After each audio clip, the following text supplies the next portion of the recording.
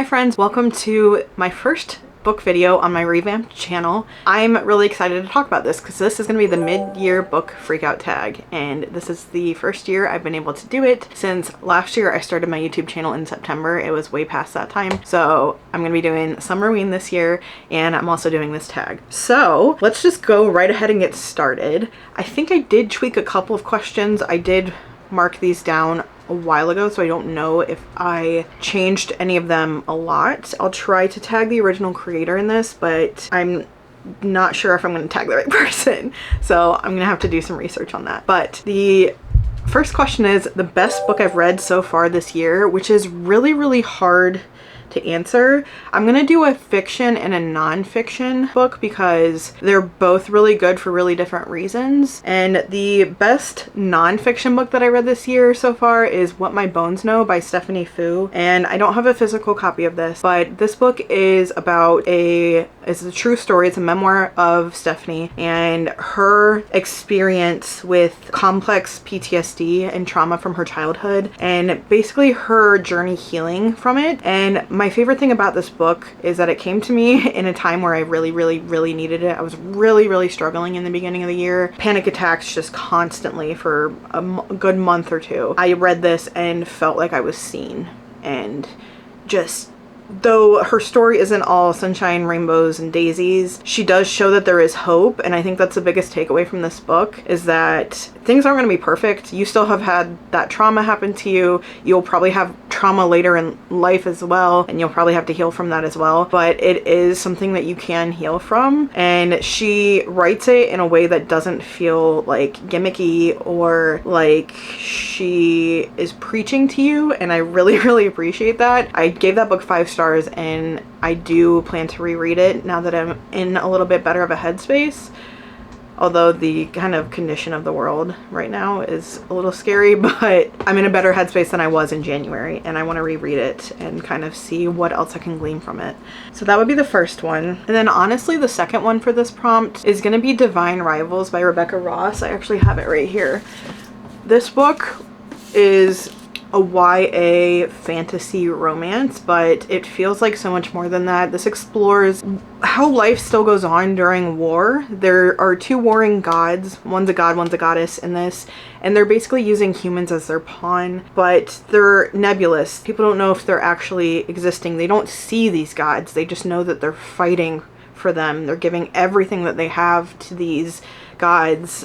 Some of them have gotten recruited and like abandoned their family, and Iris and Kit are kind of thrown into that. They're young. They're both trying to become columnists at this newspaper, and they're rivals at the beginning. What they don't know is that these magical typewriters that they've been typing to their like pen pal, their best friend, are actually each other. Yes, that's in the synopsis, so I'm not spoiling anything, but the way that Rebecca Ross writes this is just so hauntingly beautiful. Feels like it explores a subject that is much deeper than just YA angst. Not to say that there's not a place for YA angst, but this just transcends that, and I really appreciate this book. I did also like Ruthless Vows, but I only gave that a 4.5. I gave Divine Rivals a 5, and I absolutely loved this book. It was so atmospheric. It was so beautiful. I loved Kit and Iris. Their enemies to lovers story, or like rivals to lovers story, was truly fun to read and didn't annoy me. So this is something I definitely suggest if you're looking for a true like rivals to lovers, but also that explores some deep, important things. So that would be my best fiction book for the year so far. So new release that I want to read but haven't yet is Sunrise on the Reaping by Suzanne Collins. I don't know why I want to read The Hunger Games over again. The Hunger Games, the entire series over again, which I have right here. I read them for the first time as they were coming out when I was a teenager, middle school. I don't know when they exactly came out. I think it was definitely before the movies, so I'm old, but I need to reread them. I have Ballad of Songbirds and Snakes, and I haven't read that yet, so I want to read those again. I want to read that, and I will then read Sunrise on the Reaping because I think it's either going to be disappointing or it's going to emotionally destroy me, and I'm not ready for it. I actually don't own it yet. I do want to pick it up, but all my other ones are in paperback, I think, so I almost might wait until it's in paperback. I don't know how long that's going to be because it is a really popular book. My dog is just sitting here staring at me. You can't see her right now, but this is her right now staring at me. Hi, can I help you? My most anticipated release for the second half of the year is already out. I have two. So Bury Our Bones in the Midnight Soil by V.E. Schwab is something that I've really been wanting to read. I got the ALC back before it came out and I haven't listened to it because I knew I wanted to physically read it. I love a good vampire story. I might pick that up to read for Summerween, but I don't know yet. I also really want to read The Devils by Joe Abercrombie. That just came out as well. They were second half of the year releases, so I'm still within that parameter. But yeah, both of those sound really good. The Devils is supposed to be like a gritty, kind of fun, like dark fantasy style book that has to do with like themes of the Catholic Church and corruption, and just like this ragtag group of people who are not good people. They're con men, they're villains, they are on the outskirts of society, and this priest is sent to basically as a punishment to like have them be his flock, I guess. I've heard from Reagan from Peruse Project that it is like darkly funny, and it sounds right in my alley. I love things that kind of subvert Catholic themes and kind of change that up because I grew up Catholic and I know like the ins and outs of it, and I'm no longer Catholic. So I always find the way that other people write about it to be really interesting. I've heard it's really funny, but also like still has some dark themes in it. It's not like a true cozy fantasy story or like cozy horror. It's like kind of a mix of just like funny and also horror-like. So I'm really excited about that. Bury Our Bones in the Midnight Soil is V.E. Schwab's take on vampires, like lesbian vampires, I guess, which sounds right up my alley as well. So I really need to pick both of those up. I actually have The Devils coming in an aardvark box. I did my June one really late, so I'm gonna be getting that hopefully in the next few days and read that as part of Summerween. So my biggest disappointment is the next question, and I have a couple. I wanted to say Great Big Beautiful Life by Emily Henry, which I do have, but I'm not gonna grab. Sorry, editing Coco. And Say You'll Remember Me, which I got from the library, thank God. But Say You'll Remember Me edges out Great Big Beautiful Life because I do think Great Big Beautiful Life had some redeeming qualities, but it did feel like Emily Henry was just trying to be Taylor Jenkins Reid in a strange way, and I didn't like how close it was to that. It made me uncomfortable. So I didn't super love that, which I am a huge Emily Henry stan. I don't think she can do no wrong, but like I didn't think it would be that bad. I think her romances are better than her leaning more into the literary aspect of it, and I wasn't super connected to the main characters and the love interests. But that one was not nearly as bad as Say You'll Remember Me. I don't even remember the... Funnily enough, it's forgettable, but I don't really even remember the names of the two main characters. I do know that in the first like 30 pages of the book, she says that someone is just like Rhysand from ACOTAR and literally spells it out as ACOTAR, ACOTAR. And to me, that's just lazy writing. Like, you could just say he's like dark and brooding and whatever, but you have to rely on an already existing character to talk about this male main character. It just is, it was strange to me. It was incredibly repetitive. It was boring. And then the conclusion to me did not make any sort of sense. It didn't have any sort of realistic aspect to it, which I feel like I need to have in a romance book. If it's not a fantasy romance, you need to give me some realistic things happening. Like, I wish I could tell you the things but they're like real spoilers, but they don't make sense. If you know, you know. Economically, they don't make sense. I don't know. I just really didn't like how she portrayed these two characters. I didn't think that the humor was funny. I didn't really care if they got together or not. I was bored. I felt like I was reading the same 5 chapters 3 different times. It was not good, and it was so anticipated. I think maybe I'm just not a fan of Abby Jimenez anymore because I really liked Yours Truly. I loved Part of Your World. Yours Truly has such good representation of true anxiety disorder, and you don't really see that very often. But I feel like she phoned it in or just like had to make her word count, and I wasn't a fan. It was just really, really disappointing. I'm not going to talk about it more because I've already just ranted for 5 minutes, but yeah, I don't know if I'll be reading any more Abby Jimenez. So the biggest surprise that I had was actually Blood Over Brighthaven, because I DNF'd this book previously. Hold on, my battery's about to die. So yeah,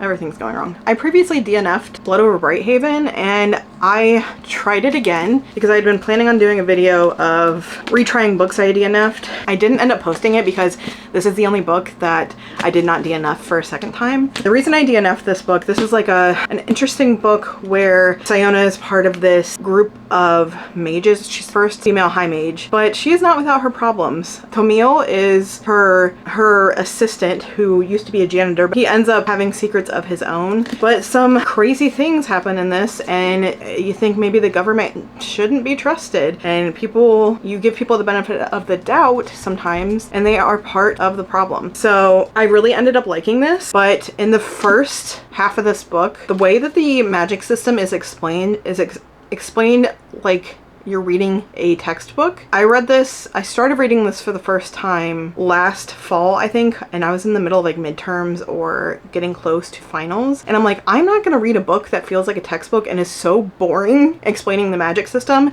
and just dry. I ended up DNFing it the first time. However, I'm so glad I powered through this because I did end up giving it a 4.5. There are some things I did see coming with this just because like I'm not surprised about certain things. Maybe I've read too many fantasy books, or maybe I just am good at pattern recognition. I'm not tooting my own horn, I'm just saying I saw the twist coming, but it still was an incredible book. I just really wish maybe they would have edited the front half to be a little bit more engaging and less dry. I did enjoy the fact that Siona is not a likable character. You're not supposed to think that she's perfect, and Tomil is a character that calls that out, and I think that's really good.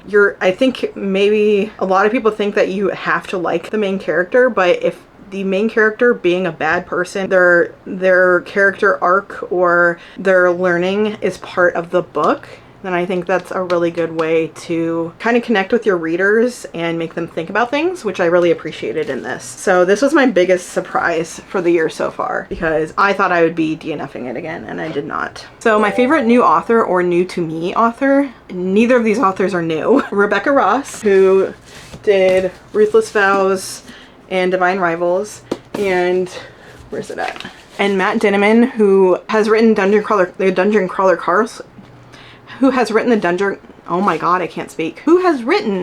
Dungeon Crawler Carl series and Carl's Doomsday Scenario. These are the only two I've read so far. It's a long series. It's already existed on, I don't know if it was ebooks before, but it got traditionally published. But they're so ridiculous. It's about Carl and Princess Donut, who is his ex-girlfriend's cat, who end up surviving basically an alien apocalypse where everyone who is inside of a building got crushed and everyone else has the chance to survive if they go down into these dungeons and fight for their life basically. It's very much like a mix between an RPG video game, a D&D campaign, and just like literature, like science fiction, or I guess fantasy. I always think of it as science fiction, but these books are so fun and just like brain off. Like, to be fair, there's a lot of deeper things woven through this series that make you think, because he's trying to subvert the system. He's trying to not follow the corporate overlords who have created this dungeon system. But it's still so funny because Princess Donut, once she went into that dungeon, she could speak, and she's a cat, so she has cat-like behavior. She is very for herself, especially in the beginning. But there's just so many likable characters in this book, and it just feels like I'm playing D&D, and I miss that because I haven't had a D&D campaign in so long. That is so fun. I did already talk about Divine Rivals, Rebecca Ross. I do want to read A River Enchanted and some of her other books because I just really enjoy her prose. It's beautiful but not too flowery, and yeah, I just really liked both of those authors, and I'm glad that I discovered them for myself this year. Book that made me happy, the Dungeon Crawler Carl series, is definitely one that I like to read when either my brain just won't process a more heavy book or I just want something fun. The Dungeon Crawler Carl series is here for me, and that is a book that I cannot wait for. I need to buy the third one in the series because I just love the series, and the art is just so fun. The books, like the covers, the dust jackets are fun. The books themselves are fun colors. It's very neon and black, which is what I like, and yeah, it just makes me happy. And the next question is the most beautiful book that I've acquired this year, and I would have to say Burning Roses. I just think the artwork is so pretty. It evokes to me like Chinese tattoos is what it looks like to me. if someone were to get like a traditional Chinese style art tattoo, this is what it looks like to me. And I love all the details in it. There's cartridges, there's beautiful fire. It's just gorgeous, and this was a fun book to read also. And then what book do I need to finish by the end of the year? That is a loaded question because I have so many of them. Let's look at my storygraph because I have so many saved and I need to read them. There's a couple that have been in my TBR for a while that I want to finish. By Any Other Name by Jodi Picoult, which is like a Shakespearean retelling that a woman is actually his ghostwriter about her life and how she can't be a playwright herself because she's a woman in like the 1500s. So I need to read that. I got that as a gift for my associate's degree graduation in December from my husband, and I still haven't read it. I also really want to read A Dowry of Blood, which I think I'm gonna read during spooky season. I've been really wanting to read that. Obviously I can't find the original cover, which I wish I could, but I will be reading that before the end of the year. So basically anything on my TBR, but especially By Any Other Name because it's been on my TBR since December and I've been meaning to read it since then. So that one. And with that, that is the end of the questions. I'm really excited for the second half of the year and for all the videos I'm going to be making and all the books that I'm going to be reading. There's so many good books that have come out in the last couple months or that are supposed to be coming out very soon that I'm really excited about. I think the rest of the year is going to be great, especially because Summerween is next week. Is it next week? Yes. And I am so excited for it, and I'm excited to have my first Summerween on YouTube because like I said, I started in September last year, so I didn't get to do Summerween, but I've watched so many videos of people doing Summerween and I'm really excited to be a part of it. So thank you guys so much for watching. I hope this video was interesting for you or maybe gave you some ideas for things to read, and see you guys in the next video. Thank you so much. Bye.